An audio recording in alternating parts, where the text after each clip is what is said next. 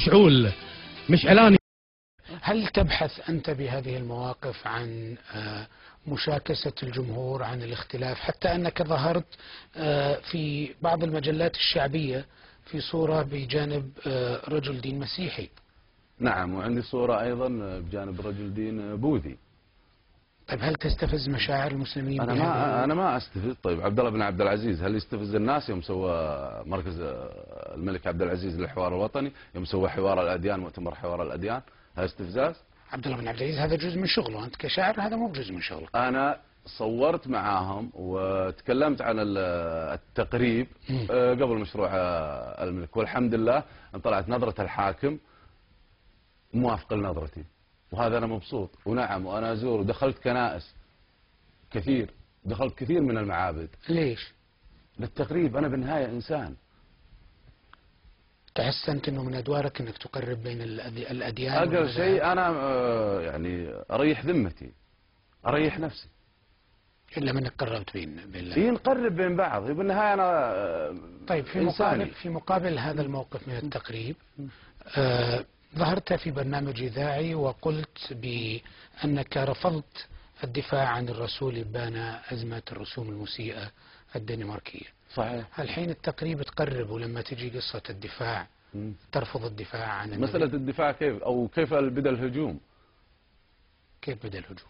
بدأ الهجوم من عندنا مش من عند الدنمارك. شلون؟ يعني هل الدنمارك شنت حرب على المسلمين وهدمت المساجد الموجودين عندهم الجاليات الإسلامية، ولا هو شخص واحد كتب الرسومات؟ نقول واحد اللي سوى الرسومات. أطالب دولة تقطع العلاقات الدبلوماسية أو دولنا كلها كمسلمين قطع العلاقات الدبلوماسية مع الدنمارك عشان واحد سوى رسومات؟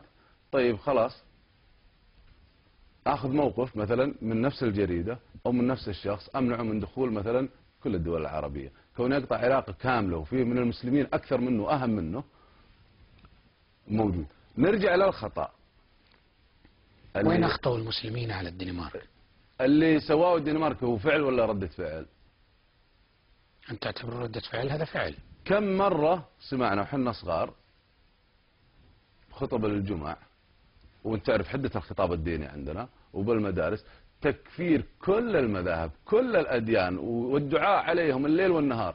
اللهم اهلكهم، اللهم يتم أبنائهم، رمل نساءهم، كذا كذا. فحدة الخطاب. طيب ما الله بالقرآن يقول لا تسبوا إلههم فيسبوا إلهكم.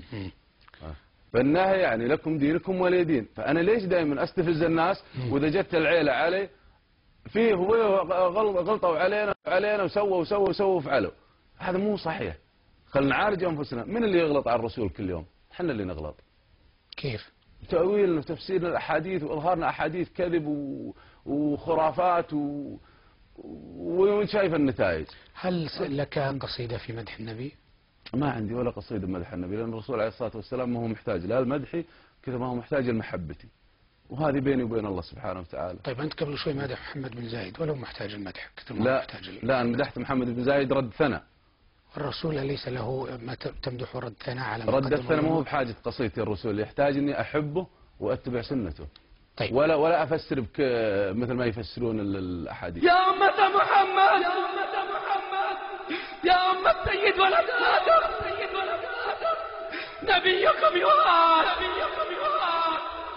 فماذا أنتم فاعلون؟ ستقاطعون حليب نيدو وزبدة الأرباك؟ أهذا الذي استطعتم عليه؟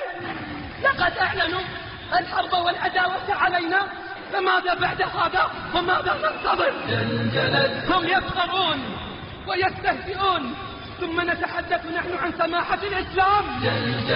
أما قال الله عن محمد ومن معه أشداء على الكفار، عاليا في الأفق صيحة الأباء وانبرت. والله لا خير فينا إن مرت هذه القضية بسلام، وانبرت الأيام بيننا يا عباد الصليب يسمع البغين أنغم الممات.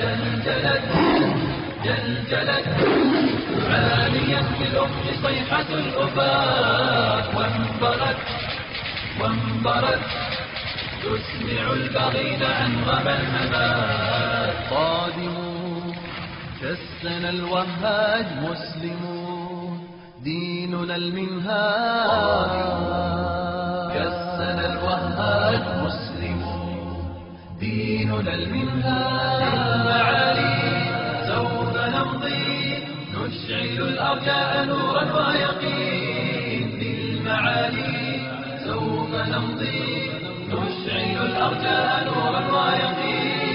زمجري زمجري زمجري زمجري أيها الأساد قد حق الجهاد، واسألي واسألي واسألي واسألي غير جيش الحق لا يجلو الوغاد. بالسيوف نمحق الكفار والحتور منية الأضرار، نمحق الكفار والحتور منية الأبرار. المنايا العطايا فامضي للجنات لا تخشى المنون، المنايا العطايا فامضي للجنات لا تخشى المنون.